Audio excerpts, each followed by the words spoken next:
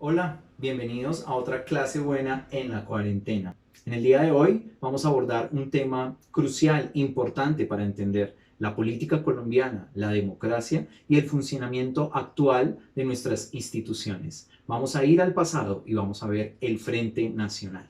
Un experimento, un invento, un modelo propio colombiano que sirvió para traer estabilidad política, estabilidad en el bipartidismo, pero asimismo trajo enormes consecuencias para el desarrollo y el entendimiento de la democracia que nosotros tenemos como colombianos. ¿En qué consistió el Frente Nacional? Recordemos que surge en el contexto en que la dictadura del general Gustavo Rojas Pinilla cae. El general tuvo que renunciar, lo hizo también voluntariamente, lo hizo frente al Congreso y le deja el poder a una junta militar. Esta junta militar tiene el objetivo de esperar una transición hacia la democracia, de devolverle el poder que le había entregado anteriormente el bipartidismo al bipartidismo y establecer unos fundamentos que permitieran que la gente volviera a las elecciones.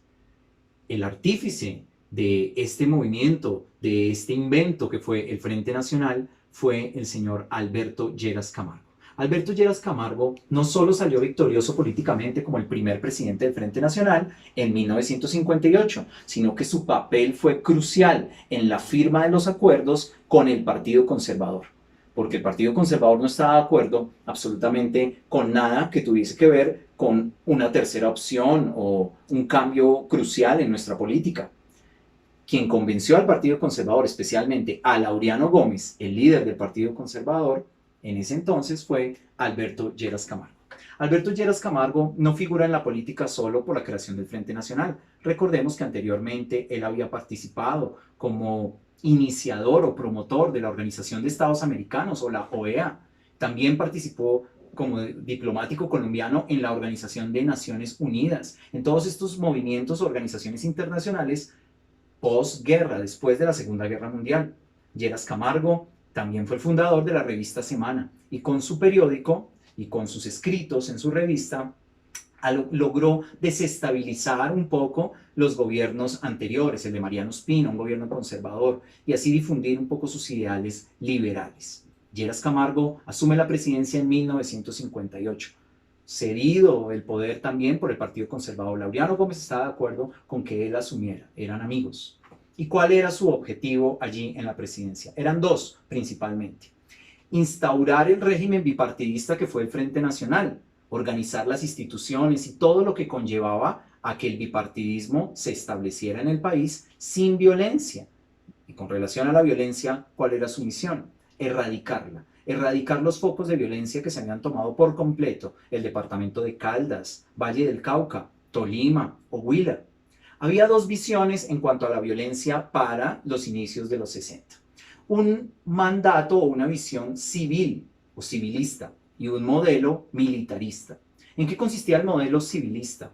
Era el modelo que había llevado paradójicamente el anterior dictador, Gustavo Rojas Pinilla.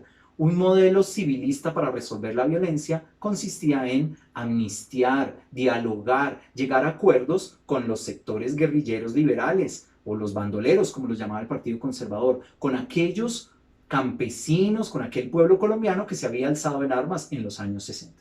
La otra visión, la visión militarista, consistía explícitamente en reprimir a los guerrilleros, reprimir al pueblo y reprimir a todas estas protestas populares, campesinas. Estas eran dirigidas por Laureano Gómez, como hemos explicado anteriormente, quien logró sentar en un juicio al general Rojas Pinilla, convenció a la política de la época de la necesidad de hacerle un juicio al general. Y él lideraba todas las visiones que tuvieran que ver con reprimir y no dialogar. En ese orden de ideas comienza entonces el cuatrenio, el periodo de gobierno del Frente Nacional liderado por Lleras Camargo.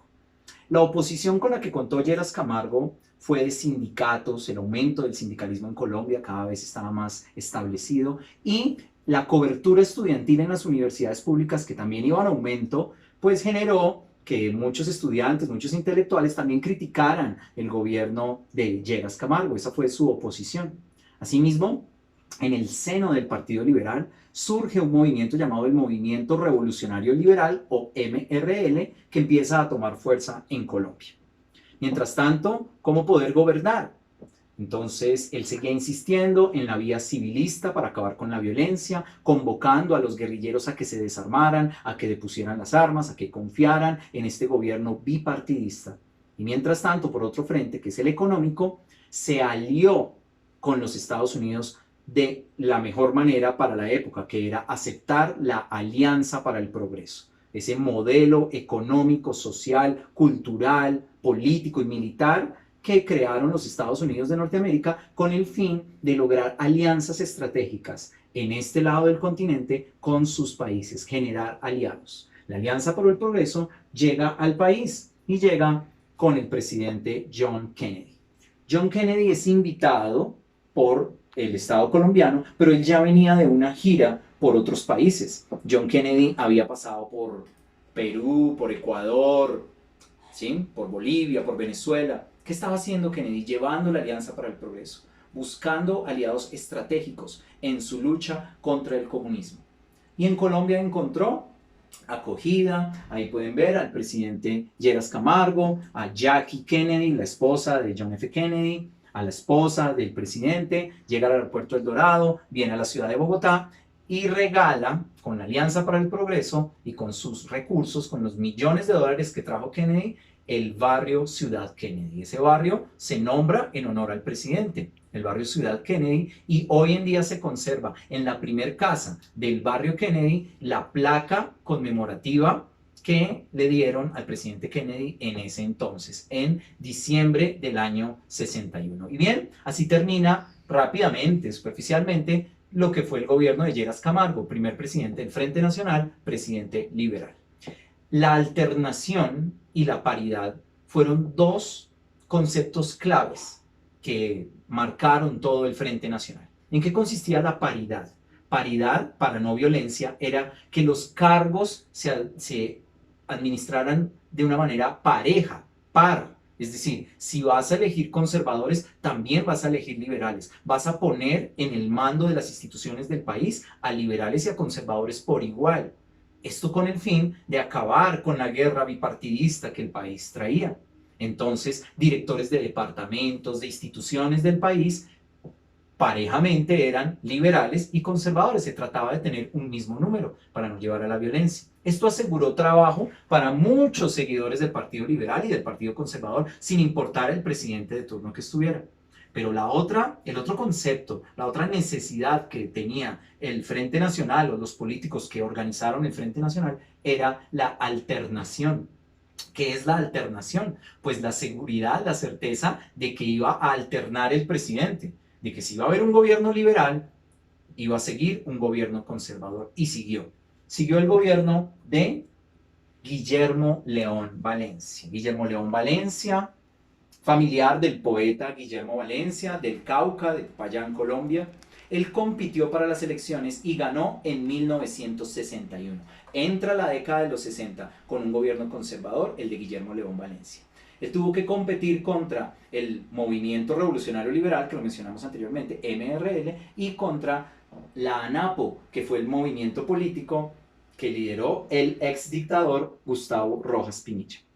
En estas elecciones se presentó un abstencionismo del 70%, es decir, quedó elegido casi sin votos, la gente no salía a participar, porque desde los primeros 4 años de Frente Nacional hubo mucho descontento, mucha oposición. Oposición por parte de estudiantes, de sindicatos, el aumento de las guerrillas. Con Guillermo León Valencia llegó la otra visión de cómo resolver la violencia de Colombia, la visión militar, la visión de la represión. Para reprimir estos violentos, estos bandoleros guerrilleros, para reprimir todo el que se alza en armas en Colombia, Guillermo León Valencia contó con la ayuda y el armamento y la asesoría de los Estados Unidos. ¿Qué tenía que hacer León Valencia para asegurar que los Estados Unidos iban a intervenir en un conflicto armado colombiano, local, y cómo poder venderle al mundo que un conflicto armado interno de campesinos, de necesitados en un país que no tenía todas las capacidades, iba a entrar en la lógica que Estados Unidos tenía que intervenir? Pues encuadró el conflicto colombiano, el conflicto interno, lo encuadró en el contexto global de la Guerra Fría, de los bloques del este contra el oeste. del este comunista y rojo contra el oeste azul, mundo libre capitalista. Así vendió él el conflicto armado colombiano, que la razón de ser de la violencia en Colombia era unos comunistas, unos rojos, una gente influenciada por el este, que está tratando de hacer violencia y terror en Colombia. Ya vendiendo la violencia de esa manera, los Estados Unidos aportan. Y es famoso el bombardeo que lideró Guillermo León Valencia en la zona de Marquetalia, donde estaban organizados unos campesinos, ex guerrilleros liberales, que venían no creyendo en el gobierno, en sus ideas de paz, porque no aceptaban las amnistías, porque el gobierno no cumplía, y entonces generaron la guerrilla conocida como las FARC. De otro lado está el político colombiano Alfonso López Miquelsen, el hijo del expresidente Alfonso López.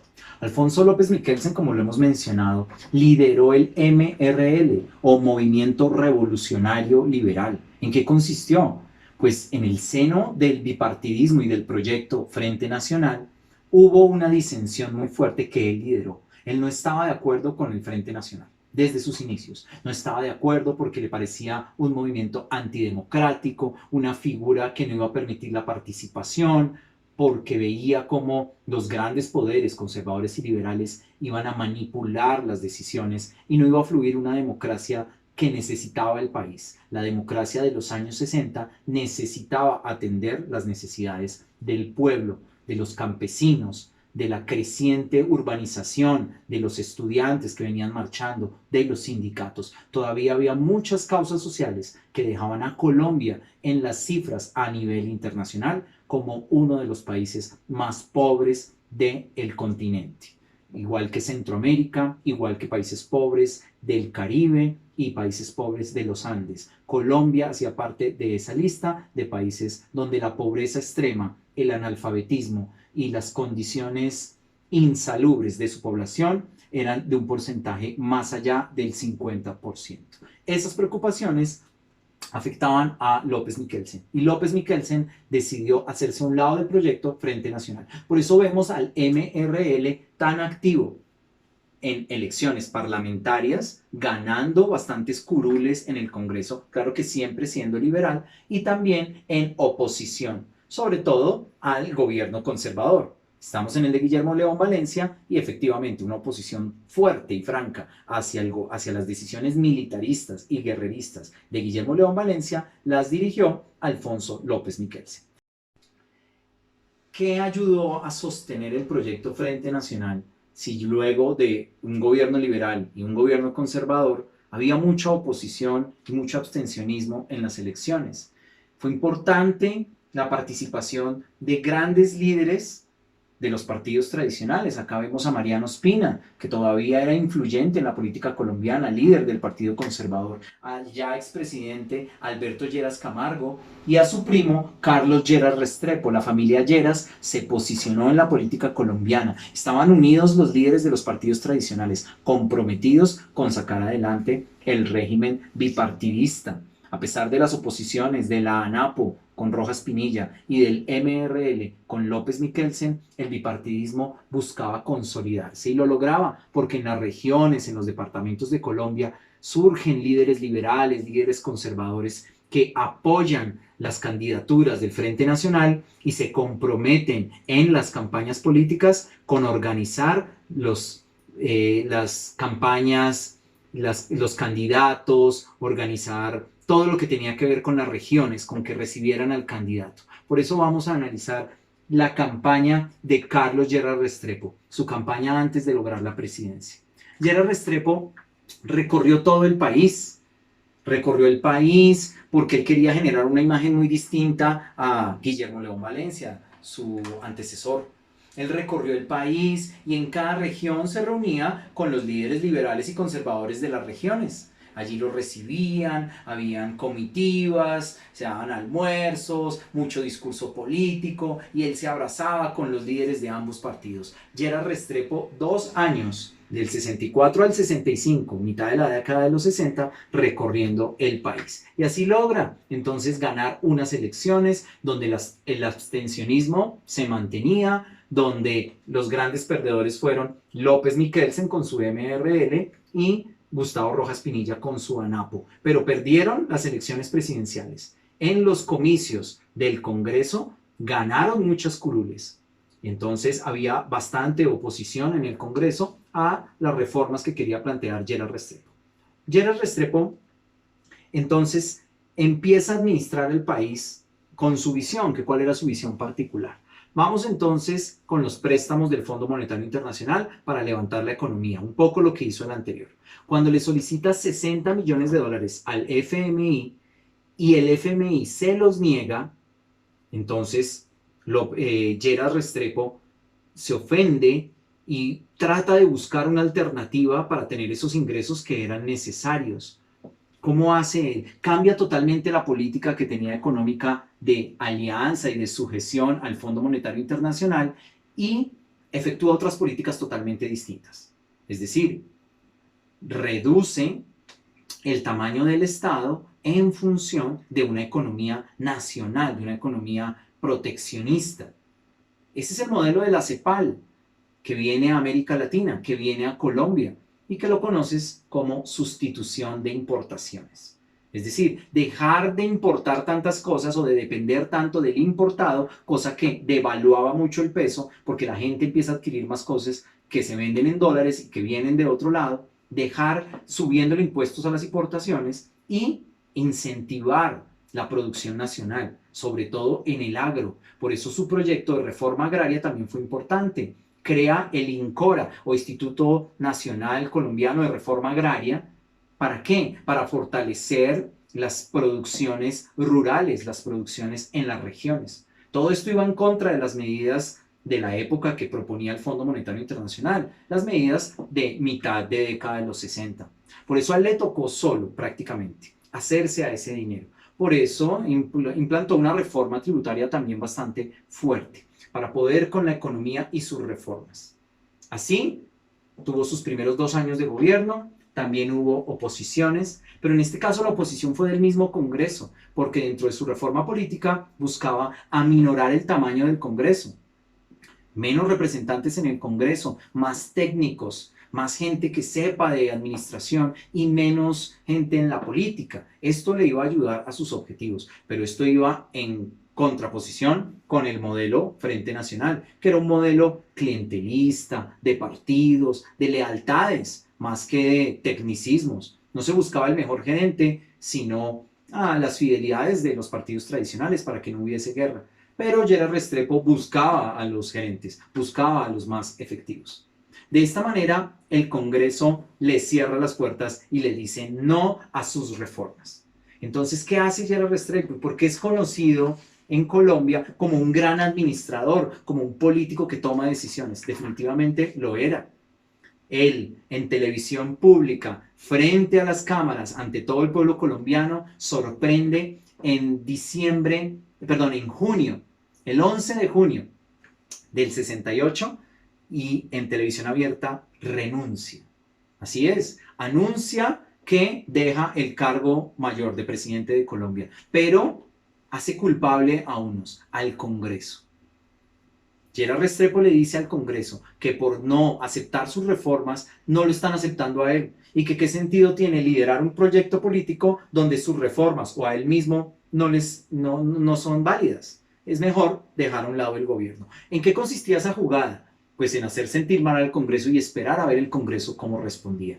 Si el Congreso aceptaba su renuncia, no aceptaba sus reformas, él se iba. Pero iba a haber una crisis política fuerte en el contexto Frente Nacional, que habíamos quedado con paridad y alternación para traer la paz. ¿Qué hizo el Congreso? 71 votos a favor de Gerald Restrepo. No aceptaron su renuncia, solo 23 votos en contra.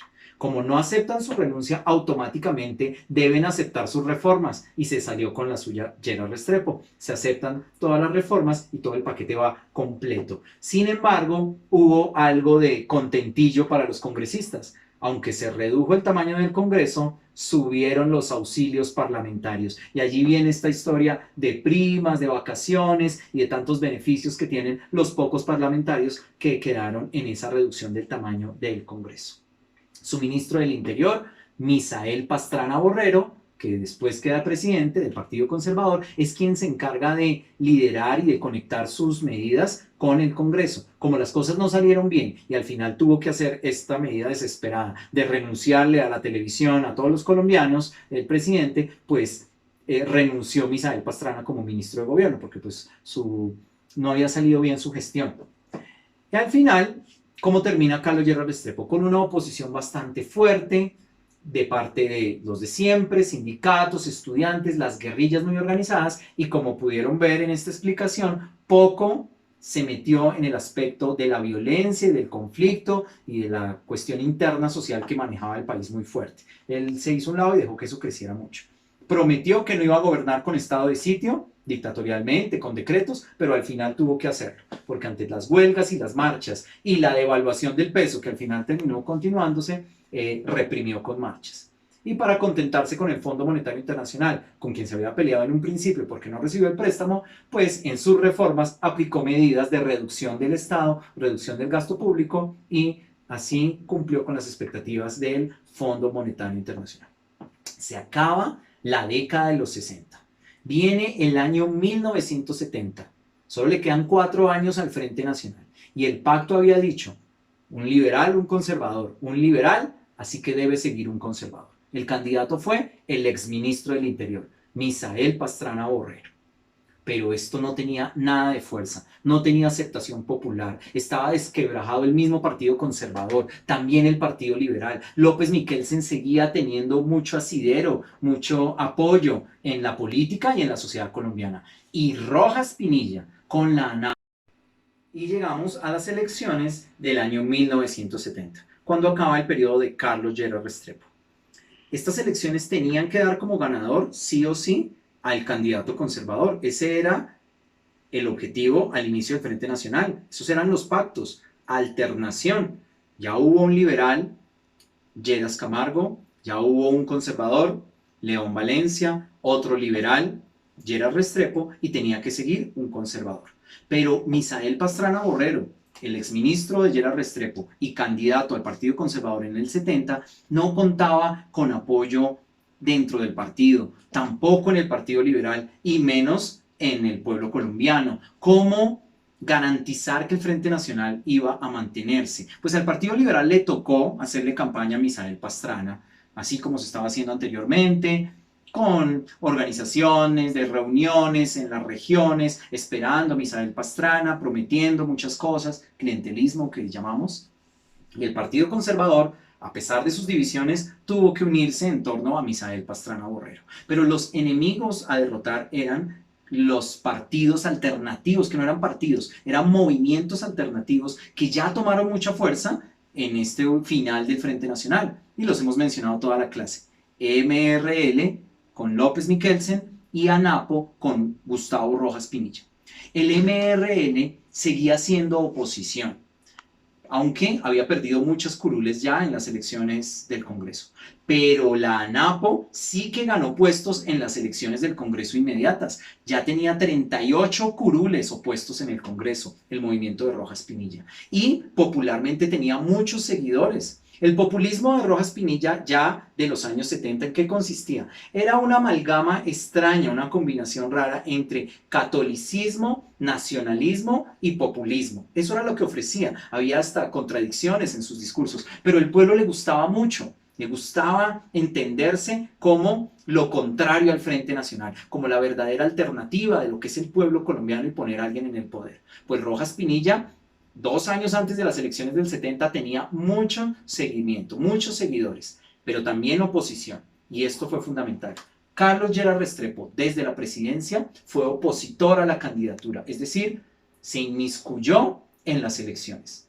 Y como presidente, iba advirtiendo lo mal que le iba a ir al país si llegaba a ganar este Rojas Pinilla, si un movimiento populista llegaba a ganar. Él advertía cómo esa campaña de Rojas Pinilla era sucia, era una campaña vil. Luego los medios de comunicación, El Tiempo, Revista Semana, el periódico El Siglo, conservador, hablando sobre Rojas Pinilla, que es este populismo, lo llamaban la democracia de la huepanela o la campaña de la panela, despectivamente, como diciendo, y es que el pueblo se va a poner en el poder. Esa era la visión del Frente Nacional. que el pueblo era huepanela y que su líder popular, Rojas Pinilla, era eso, era el representante del pueblo y eso no puede estar en el poder porque este es un orden institucional. Así las cosas, llega candente el día 19 de abril de 1970, el día de las elecciones. ¿Y esas elecciones cómo funcionaban? En los años 70 la radio transmitía resultados, pero la radio no tenía fuentes oficiales, no funcionaba que la registraduría le avisaba a la radio, no, la radio transmitía. Y la radio fue dando como ganadora a Rojas Pinilla, 6 de la tarde, 7 de la noche, y para la radio el ganador era indiscutivo, Rojas Pinilla, pero no así en la registraduría. Entonces el gobierno, Gerard Restrepo, ordenó apagar las transmisiones radiales. No me transmitan más por radio y dejen que la democracia siga y que la registraduría cuente. En ese orden de ideas, pasa la noche, la gente duerme y, oh sorpresa, al amanecer del 20 de abril de 1970 el ganador fue Misael Pastrana Borrero, el que venía perdiendo. Rojas Pinilla y sus seguidores se sienten defraudados o engañados. No hay pruebas de que haya existido un fraude electoral, pero sus seguidores descontentos forman la conocida guerrilla M19, movimiento del 19 de abril, de aquel robo del 19 de abril del 70. No hay pruebas porque el gobierno, ante la duda y la sospecha, se pronuncia y ratifica: aquí todo fue legal, presidente Misael Pastrana Borrero. Y así Misael Pastrana gobierna de 1970 a 1974, cumplido el pacto, cumplida la alternación, cumplida la paridad, cumplido el Frente Nacional. ¿Qué nos deja el Frente Nacional? Ventajas, desventajas, cosas positivas, bastante negativas, pero lo que quiero finalizar es un recorderis de apellidos y nombres que te sirven para entender cosas de la actualidad. La familia Lleras se posiciona en la política. Hoy conocemos a sus descendientes, principalmente a Germán Vargas Lleras, un ex ministro, ex senador, ex candidato presidencial.